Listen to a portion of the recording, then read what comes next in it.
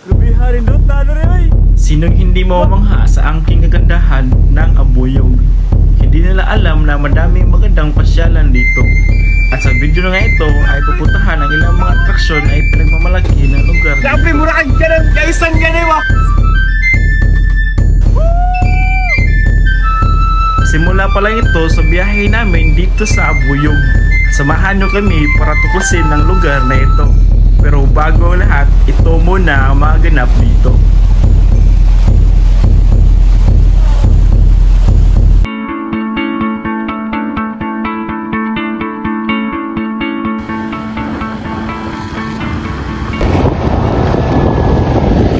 Guys, grabe. Tapos na taguan, pero dito nga, mas na-enjoy ko pa ang biyahe natin kasi naabutan tayo ng ulan. At ito ang nagpapabaganda sa lakad natin dahil sakto sa gayo nga, giuwan gamay guys. Grabe guys! Ito kayo!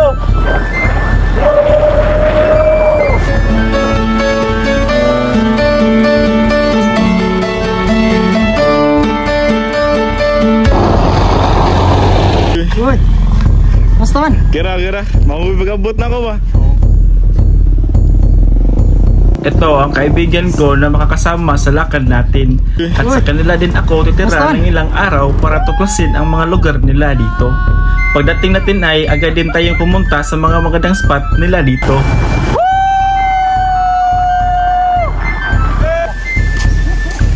Guys! Look, lutoy! Guys, ingon sila nga napako na yung mas lindot sa ato ganun ha. Oh my god! Grabihan rin doon, talo rin ay! Look!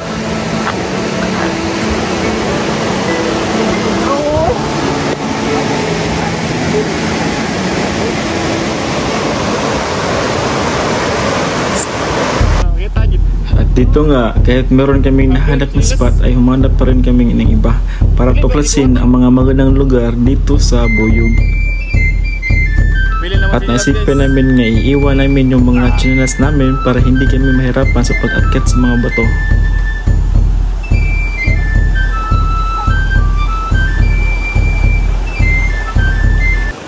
Oh my god!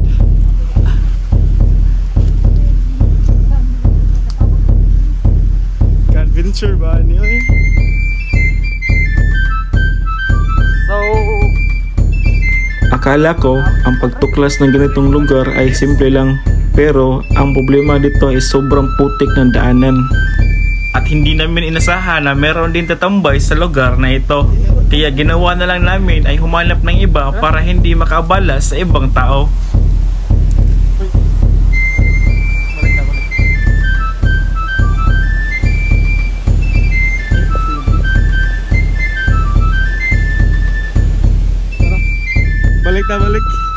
Balik.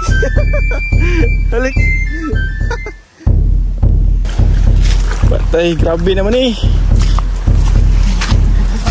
Wala naman yung sa script. At sa ilang minuto nga ay nakahanap din tayo ng magandang spot. Guys! Woo!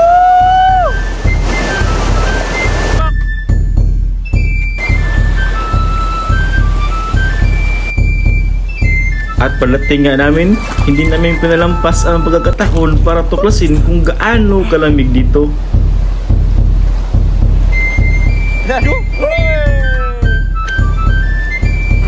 At buti na nga, nadala namin yung gagos para makita namin ang ilalim ng tubig. Kasi meron kami nakita maraming isda.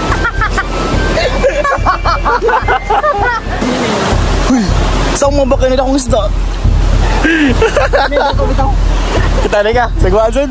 At sa pagpunta ko nga dito ay hindi ko inasahan na sa Abuyog pala ay merong napakalamig na tubig. Hoy, begin lang yung isok niya! Kapag gumugol tayo ng oras sa kalikasan, natututo tayong palaga ng simpleng bagay sa buhay. Ang simoy ng hangin, ang kulog ng dumulalo na tubig, at tahimikan nagbibigay liwanag ng ating isipan. Sa gitna ng abala at ingay ng mundo, ang kalikasan ng ating palala na minsan ang tunay na yaman ay hindi nakikita sa material na bagay. kundi sa kapayapaang hatid ng ating puso. Diba, main naman no? Tapos lang eh. Tanawa nyo, doon nakasada. Diba? Pero makainom na tubig libre. Nara natin sa kasada. Pero na kami ng tubig biasa.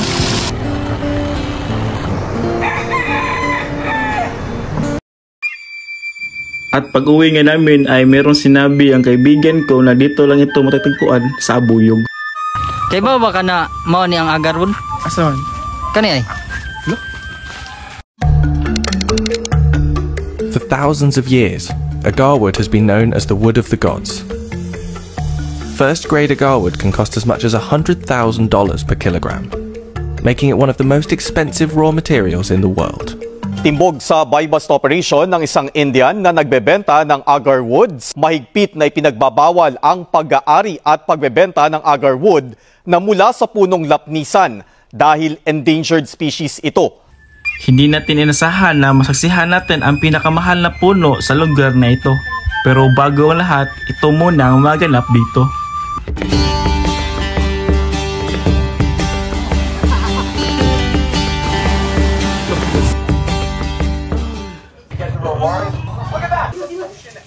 Magandang umaga, ngayon po ay oras ng 7:30 AM and tayo po ay nagluluto para sa ating agahan. At naisipan namin na magluto tayo ng bami para meron tayong dadalhin mamaya. Kasi maliligo tayo ng falls at alam natin na kapag maliligo tayo is malaking chance nga gugutumin talaga tayo. Alam mo ba? At pagkatapos ay hindi na din tayo nagpatumpik-tumpik pa at kumuha na tayo ng jacket para sa hotel natin kasi ngayong araw is napakainit. Okay, destination, nasa ta? Destination is Malagikay Falls. Malagikay Falls? Sinabi ng kasama ko ay hindi lang falls ang pupuntahan natin kundi isa sa mga malaking trahedya na naganap dito sa Abuyog. Isa na dito ang sinabi niya nga meron isang lungsod na tinabunan ng lupa dahil sa landslide. Grabe guys. Oh. Awal ang tubig na sa sada, nagawas-awas.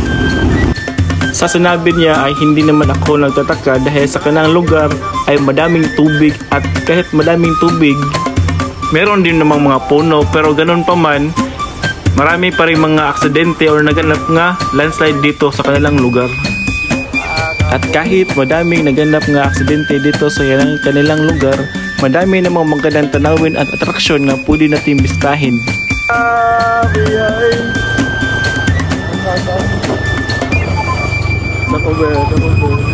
my God, kalindot. Stop over. Take. Dito kan. Kalindot to.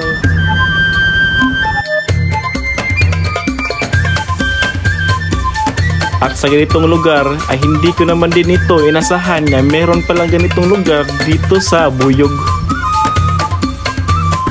Guys, grabe. Tugnaw kayo. Nag-travel di mo ba kayo? Like, motor ka? Mapil gini mo ang kakahoy ba? Mapil gini mo ang kapunaw niya. Siyempre, bugnaw kayo naman kayo. Nawa, nagtang kakahoy. Yan, isang bukid eh. Isa nawa ang sili, no? Napri na siyang dagat. Daan niyo. At hindi ko inasahan nga dito palang lugar ang naganap na malaking landslide dito sa Abuyog. Nang kung saan nilamo ng lupa ang isang barangay. Bus mo, nag-slide so na katong tibok barangay. Gabihan no? Bali, akan na indireso na barangay na dire. Tibok barangay. Like, sa ka barangay natabunan.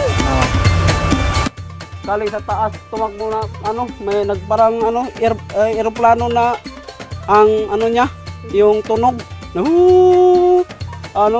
tas, labas kagad ko takbuhan, yung mga tao dito, takbuhan lahat. At hindi ko inasahan na masaksihan ang isang malaking trahedya dito mula sa Abuyog.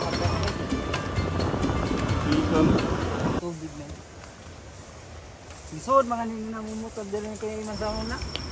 At sa ilang minuto nga ay umabot na rin tayo sa ating destinasyon.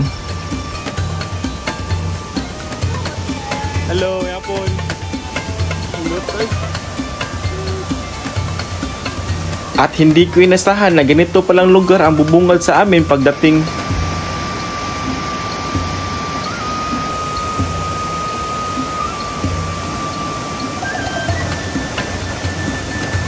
At sa pagdating nga namin dito ay kami lang ang tao nandito. Talagang sulit talaga ang pagpunta namin dito.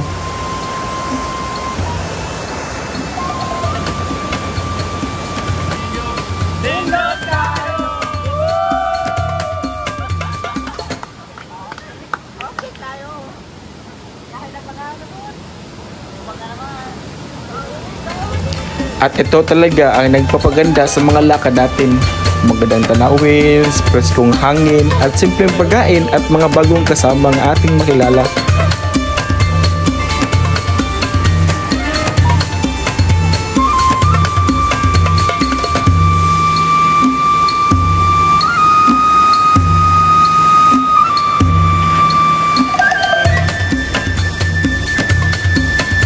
Kaya sakara. Dangog.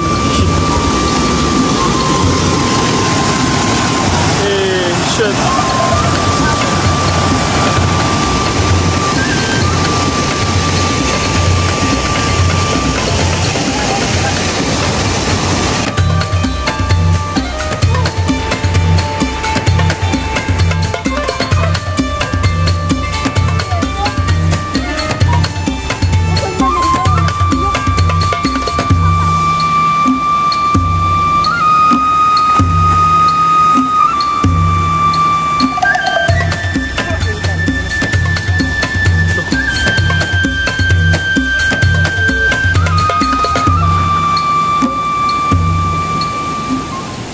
At pagkatapos naming maligo sa falls ay meron kaming pupuntahan na magandang spot.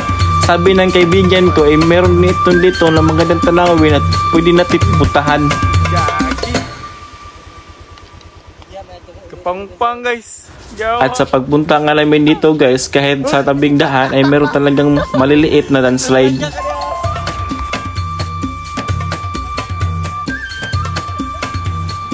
Guys, we found na bagong spot. Siga dari oy. Ya, nakastig bagid yo.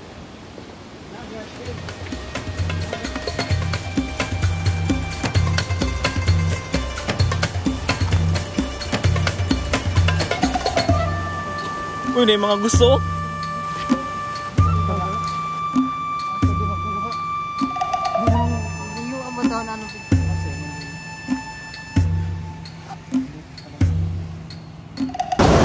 Atay, kato ba, ninot mo to pero bound mga kayo.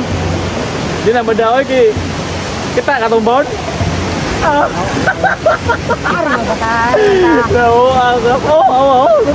Balik-balik na tayo.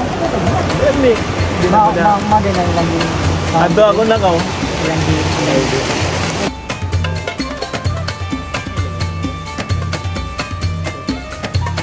Ito, dugso ko yung bound ba? Ang gusto nila ay puntahan ito ng maliit nga isla pero ang problema ay malaki ang bawd dito kaya napagpasyahan namin nga umuwi na lang kasi maulan na. At pag uwi nga namin ay minaayos namin ang pag-drive ng motor kasi napakadulas ng daan. Ang kamera.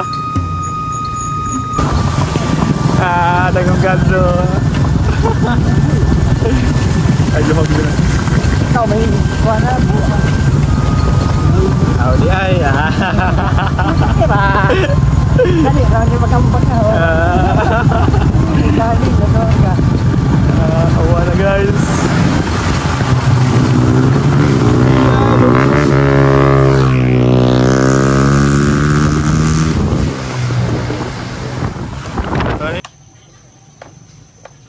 Ngayon po ay oras na para maghapunan and pag-uwi po namin ay meron kaming nakuha nga manok Bisaya at ito po ang ulam natin ngayon.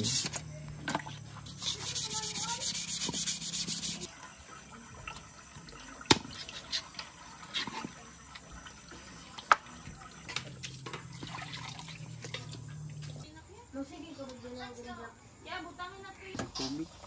Kami kayo magbutang naman may tubig doon.